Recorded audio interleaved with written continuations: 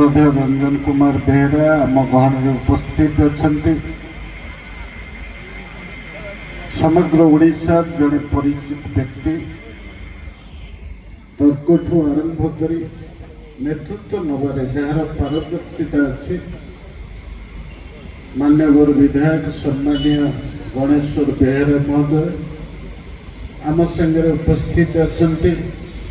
निखिल ओडिशा कैवर्त महासभार सभापति बड़ भाई सम्मानीय देवेंद्र बेहरा महोदय आम संगे उपस्थित अच्छा डॉक्टर हरिहर कानूनगो प्राध्यापक तथा जड़े गवेषक भाव में जहाँकर परिचय अच्छे आम गहन उपस्थित अच्छा सम्मानीय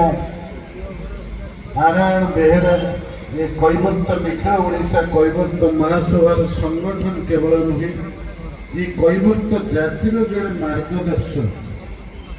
एवं विभिन्न कैवर्त जाति जितेबले विभिन्न समय अनेक प्रतिबंधक को सामना करते नारायण बेहरा से छिड़ा होती एवं अन्य मान सहयोग सी प्रतिबंधक केमती एड़े दे हम ये समस्त व्यवस्था करते सी आम उपदेष्टा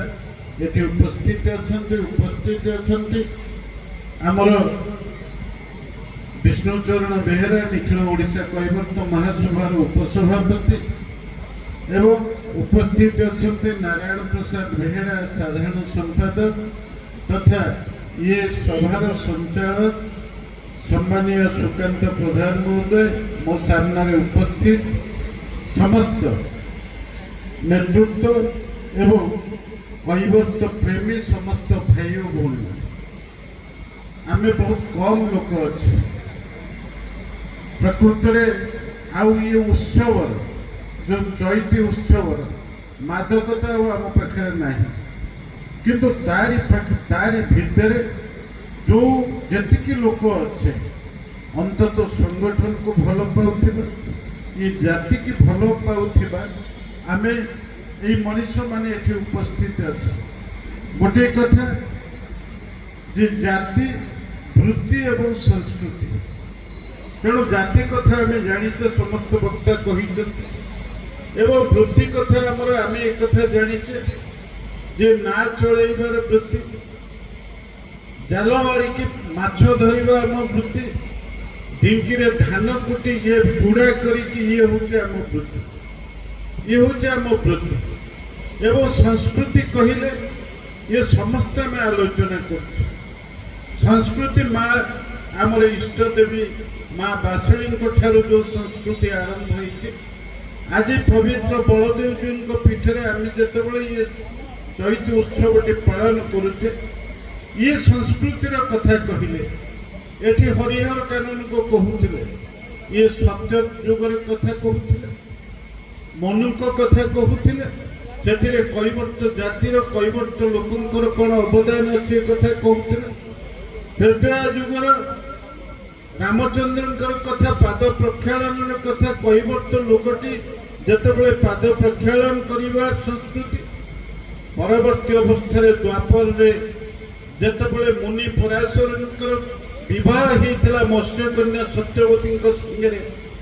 एवं तांकरी औरस जी जन्म होते जी सी थे प्रकृत वेदज्ञ जी चारि वेदर संकलक थे रूप यजु साम अथर्व चारि वेदर संकलक थे कृष्ण द्वैपायन व्यास जी प्रकृत महाभारत रचना करथिले एवं वेदर संकलक थिले सेई मत्स्यकन्या को औरसर जात होइतिबा सत्यवती समग्र महाभारत जे महानायिका आज तांकरी कथा आलोचना कला बेले आम कैवर्त जातिर संस्कृति के आम चिंता करूँ किंतु तारी भितर आम गोटे कथा चिंता करवा ये जो वृत्ति के धरी जो मनीष चलुला से नदी अच्छी से समुद्र अच्छी किंतु आमर जो वृत्ति ये वृत्ति व्यापक परिवर्तन हो स्वाधीनता पूर्व आम जो केन्द्रापड़ा जिले में आज जो चैती उत्सव पालन कर अतीत दिन ये ଅବିଭକ୍ତ କଟକ ଜିଲ୍ଲା ଭିତରେ ଥିଲା ଏବଂ କୁଜଙ୍ଗ ଏବଂ କେନ୍ଦ୍ରାପଡ଼ା ବା ଜଗତସିଂହପୁର ଜିଲ୍ଲା ଏବଂ କେନ୍ଦ୍ରାପଡ଼ା ଜିଲ୍ଲାର କୈବର୍ତ୍ତମାନେ ଅବିଭକ୍ତ କଟକ ଜିଲ୍ଲାରେ ଥିଲାବେଳେ ଏଇଠି ଯେଉଁ ନଦ ନଦୀ ଅଛି ବିଶେଷ ଭାବରେ କେନ୍ଦ୍ରାପଡ଼ା ଜିଲ୍ଲାର ମାର୍ଶାଘାଇ ମହାକାଳପଡ଼ା ଅଞ୍ଚଳର ନଦୀ ଏବଂ କୁଜଙ୍ଗ ଅଞ୍ଚଳରେ ଥିବା ନଦୀ ଏ କେନ୍ଦ୍ରାପଡ଼ା ଜିଲ୍ଲାର ଯେଉଁ ପରିସର ବର୍ତ୍ତମାନ ରାଜକନିକା ଠାରୁ ଅଛି ଅତୀତ ଦିନରେ ଯଦି ଦେଖିବା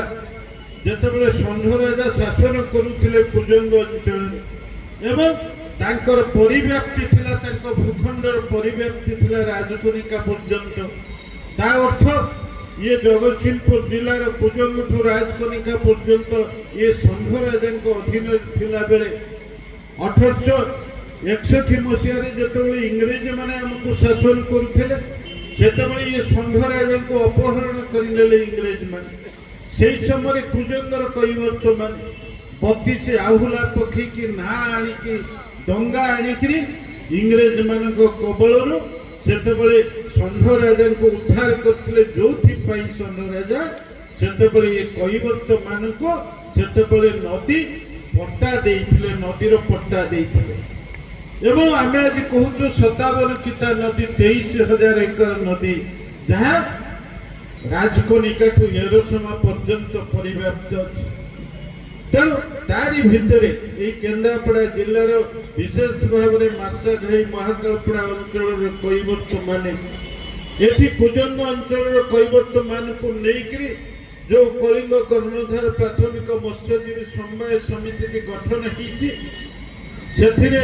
ଏହି ଅଞ୍ଚଳରୁ କେନ୍ଦ୍ରାପଡ଼ା ଜିଲ୍ଲାରୁ ଅତୀତ ଦିନରେ ପୂର୍ବତନ ବିଧାୟକ ତ୍ରିଲୋଚନ ବେହେରା ପ୍ରତିନିଧିତ୍ୱ କରିଥିଲେ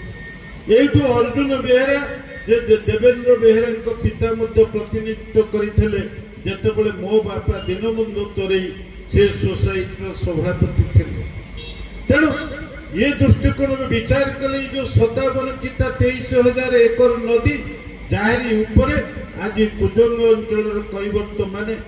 ଆଜି ସେମାନଙ୍କର ଜୀବନ ଜୀବିକାର ମୁଖ୍ୟ ଆଧାର ବନେଇଛନ୍ତି ଏବଂ କେନ୍ଦ୍ରାପଡ଼ା ଜିଲ୍ଲାରେ 17,000 ଏକର ନଦୀ ଅଛି ଇଏ ନଦୀକି ଠିକଣା ଭାବରେ ପରିଚାଳନା କରିବା ଇଏ ନଦୀକି ଉପଯୋଗୀ କରାଇବା ଏ କ୍ଷେତ୍ରରେ ଆମର କୈବର୍ତ୍ତ ସଂଗଠନ ମାଧ୍ୟମରେ ଆମର ଯେଉଁମାନେ ବୃତ୍ତିଗତ ଜୀବନ ଜୀଇବାକୁ ଚାହୁଁଛନ୍ତି ଜୀବନ ଆଧାରରେ ସେମାନେ ଚିନ୍ତା କରିବାର ଆବଶ୍ୟକତା ଅଛି ତେଣୁ ଏ କ୍ଷେତ୍ରରେ ଆଉ ଗୋଟେ କଥା ଆମେ ଯଦି ଦେଖିବା ତାହେଲେ ପ୍ରକୃତରେ ଏ କୈବର୍ତ୍ତ ଜାତିର ବୃତ୍ତିକି ନେଇକିରି ବର୍ତ୍ତମାନ କୈବର୍ତ୍ତ ଜାତି ତାର ଆର୍ଥିକ ସମ୍ବଳ ତିଆରି କରୁନାହିଁ ଅର୍ଥନୈତିକ ଭାବରେ ସୁଦୃଢ଼ ହେଉନାହିଁ ଯେଉଁ କଥାଟି ସ୍ୱଳ୍ପରେ କହିଛନ୍ତି ଯେ ପ୍ରକୃତରେ ହଜାରୀ ବେହେରାଙ୍କଠୁ ଆରମ୍ଭ ହୋଇଥିବା ଏ କୈବର୍ତ୍ତ ଜାତିର ସଂଗଠନ ଆକୁଳାନନ୍ଦ ବେହେରାଙ୍କ ପର୍ଯ୍ୟନ୍ତ ଇଏ ଗୋଟିଏ ପର୍ଯ୍ୟାୟ ଥିଲା ଆକୁଳାନନ୍ଦ ବେହେରାଙ୍କ ନେତୃତ୍ୱରେ ଯେତେବେଳେ ନିଖିଳ ଓଡ଼ିଶା କୈବର୍ତ୍ତ ମହାସଭା ତିଆରି ହେଲା ଏ କୈବର୍ତ୍ତ ଜାତିର ଆର୍ଥିକ ସ୍ଥିତିର ପରିବର୍ତ୍ତନ କରିବା ଶିକ୍ଷାଗତ ଯୋଗ୍ୟତାକୁ ତିଆରି କରିବା ଏବଂ କୈବର୍ତ୍ତ ଜାତି ଏକ ସ୍ୱତନ୍ତ୍ର ଭାବରେ ଏକ ପରିଚୟ ଠିକ୍ କହିଲେ ଠିକ୍ ହେବ ନାହିଁ କିନ୍ତୁ ଆର୍ଥିକ ସ୍ଥିତିର ପରିବର୍ତ୍ତନ ଶିକ୍ଷାର ପରିବର୍ତ୍ତନରେ ଯେଉଁ ମୁଖ୍ୟ ଭୂମିକା ନେଲେ ଯେଉଁଟା ସଂରକ୍ଷଣର ସୁବିଧା ପାଇଲେ ତାରି ଭିତରେ ଅନେକ ଘଟଣା ଘଟିଛି ଏବଂ ଡକ୍ଟର ନାରାୟଣ ବେହେରା ଭର୍ସେସ ରାଜ୍ୟ ସରକାର ଯେତେବେଳେ କେସ୍ ହେଲା ଏ କେସ୍ରେ ଏ କୈବର୍ତ୍ତ ଜାତି ଜିତିଲା 1977 ମସିହାରେ ଜିତିଲା କିନ୍ତୁ ତତ୍କାଳୀନ ସରକାର ଜନତା ପାର୍ଟିର ସରକାର ନୀଳମଣି ରାଉତରାୟଙ୍କ ସରକାର ଏହାକୁ ସ୍ୱୀକୃତି ଦେଲା ନାହିଁ କିନ୍ତୁ ପରବର୍ତ୍ତୀ ଅବସ୍ଥାରେ 1979 ମସିହାରେ ଏ କଥା 1980 ମସିହାରେ ଯେତେବେଳେ କଂଗ୍ରେସ ସରକାର ଆସିଲା ଏବଂ ଏଇଠି ଆମ ମଞ୍ଚ ଉପରେ ଆସିନ ଅଛନ୍ତି ବର୍ତ୍ତମାନର ବିଧାୟକ ଗଣେଶ୍ୱର ବେହେରା ତାଙ୍କର ଅନନ୍ୟ ଅବଦାନ ରହିଲା ଏ କୈବର୍ତ୍ତ ଜାତି ତାର ସଂରକ୍ଷଣ ପାଇବ ସେଥିପାଇଁ ରାଜ୍ୟ ସରକାର ସ୍ୱୀକୃତି ପ୍ରଦାନ କରେ ଏବଂ ସେତେବେଳେ ରାଜ୍ୟ ସରକାର ଏହାକୁ ସ୍ୱୀକୃତି ପ୍ରଦାନ କରିଥିଲା ବୋଲି 1981 ମସିହାରୁ ଏ କୈବର୍ତ୍ତ ଜାତିର ଲୋକମାନେ ସେମାନେ ସଂରକ୍ଷଣ ସୁବିଧା ପାଇଲେ, ସାର୍ଟିଫିକେଟ ଜାତି ସାର୍ଟିଫିକେଟ ପାଇଲେ 1981 ମସିହାଠୁ। ତାପରେ କୈବର୍ତ୍ତ ଜାତି ସମଗ୍ର ଓଡ଼ିଶାରେ ଶିକ୍ଷା କ୍ଷେତ୍ରରେ ଆଗକୁ ଗଲା। ଆମ ପିଲାମାନେ ବିଭିନ୍ନ college, university, engineering college, medical କଲେଜରେ ସେମାନେ ଠିକଣା ଭାବରେ ଶିକ୍ଷା ପାଇକି ଆଜି ହଜାର ହଜାର ସଂଖ୍ୟାରେ ପିଲାମାନେ ଡାକ୍ତର ହେଇଛନ୍ତି, ଇଞ୍ଜିନିୟର ହେଇଛନ୍ତି ଏବଂ ପ୍ରଶାସନିକ ଅଧିକାରୀ ହେଇଛନ୍ତି ଏବଂ ବୈଜ୍ଞାନିକ ହେଇଛନ୍ତି, ଶିକ୍ଷକ ହେଇଛନ୍ତି, ଅଧ୍ୟାପକ ହେଇଛନ୍ତି, ପ୍ରାଧ୍ୟାପକ ହେଇଛନ୍ତି। ଏ କ୍ଷେତ୍ରରେ ପ୍ରକୃତରେ କେବଳ ଆର୍ଥିକ ସ୍ୱାବଲମ୍ବନଶୀଳତା ବଢ଼ି ନେଇ ଆମ ଲୋକଙ୍କର ଅଧିକନ୍ତୁ ଆମ ପରିଚୟ ବିଭିନ୍ନ କ୍ଷେତ୍ରରେ ବିଭିନ୍ନ ଗାଁରେ କୈବର୍ତ୍ତ ଗାଁ ଗୁଡ଼ିକରେ ଆମର ପ୍ରତିଷ୍ଠା ସେଇ ଯୋଗୁରୁ ଆଗକୁ ଯାଇଛି। ଯାହାଫଳରେ ହେଇଛି କ'ଣ, ଆମର ସାମାଜିକ ପରିଚୟ ତିଆରି ହେଇଛି, ଆମର ରାଜନୈତିକ ପରିଚୟ ତିଆରି ହେଇଛି। ଏଇଠି ମୁଁ ସାଂସଦ ଭାବରେ ଜିତିଛି ଏବଂ 2009 ମସିହାଠୁ ଜଗତସିଂହପୁର ସିଟ୍ ଯେତେବେଳେ ସଂରକ୍ଷଣର ସୁବିଧା ପାଇଲା 2009-24 ମସିହା ପର୍ଯ୍ୟନ୍ତ ଆଜି 29 ପର୍ଯ୍ୟନ୍ତ ମୁଁ ଏଠି ସାଂସଦ ରହିବି। ଏଇ ଯୋଉ 20 ବର୍ଷ ଭିତରେ ଏ କୈବର୍ତ୍ତ ଜାତି ପ୍ରତିନିଧିତ୍ୱ କରିଛି 15 ବର୍ଷ। ଏଠି ମୁଁ ଆଜି ସାଂସଦ ଅଛି, ପୂର୍ବରୁ ମୋ ମାମୁଁ ମଧ୍ୟ ଡକ୍ଟର କୁଳମଣି ସାମଲ ସାଂସଦ ଥିଲେ। ତେଣୁ ରାଜନୈତିକ ପରିଚୟ ପାଇବା, ସାମାଜିକ ପରିଚୟ ପାଇବା, ଶିକ୍ଷା କ୍ଷେତ୍ରରେ ଆଗକୁ ଯିବା, ଆର୍ଥିକ ଦୃଷ୍ଟିକୋଣରୁ ଆମେ ସ୍ୱାବଲମ୍ବନଶୀଳ ହେବା, ଇଏ ଯୋଉମାନଙ୍କର ଅନ୍ୟାନ୍ୟ ଅବଦାନ ଅଛି ସେଇ ଦୃଷ୍ଟିକୋଣରୁ ଅନ୍ତତଃ ଆମେ ଚିନ୍ତା କରିବା କଥା। ପ୍ରତିବନ୍ଧକ ଅନେକ ଆସିଛି, ଏ ପ୍ରତିବନ୍ଧକକୁ ଏଡ଼େଇ ଯିବା ପାଇଁ ଆମେ ଯୋଉମାନେ ଆଗୁଆ ନେତୃତ୍ୱ ଯିଏ ଯୋଉ ରାଜନୈତିକ ଦଳରେ ଥାଆନ୍ତୁ ନା କାହିଁକି ଆମ ଭିତରେ ସମନ୍ୱୟ ରଖିକି ବୁଝାମଣା ରଖିକିରି କିଭଳି ଏ କୈବର୍ତ୍ତ ଜାତି ଅନେକ ପ୍ରତିବନ୍ଧକକୁ ଏଡ଼େଇବ, ସେ କୋର୍ଟ କଚେରୀ କ୍ଷେତ୍ରରେ ହଉ, ସେ ରାଜନୈତିକ ଦୃଷ୍ଟିକୋଣରୁ ହଉ, ବିଭିନ୍ନ ସରକାରଙ୍କର ଦୃଷ୍ଟିଭଙ୍ଗୀକି ପରିବର୍ତ୍ତନ କରିବାରେ ଏଠି କୈବର୍ତ୍ତ ଜାତିର ଅନେକ ନେତୃତ୍ୱ ବିଭିନ୍ନ ରାଜନୈତିକ ଦଳରେ ଥିଲେ ମଧ୍ୟ ଆମେ ସମସ୍ତେ ଏକାକାର ହେଇକି ଏକାଠି ରହିକିରି ବୁଝାମଣା ରଖିକି ସମନ୍ୱୟ ରଖିକି ଏ କଥାକୁ କରିଛୁ ବୋଲି ଆଜି ସମଗ୍ର ଓଡ଼ିଶାରେ କୈବର୍ତ୍ତ ଜାତି ଯୋଉ ସୁବିଧା ସୁଯୋଗ ପାଇବା କଥା ତାହା ସେଇଭଳି ଭାବରେ ଚାଲିଛି।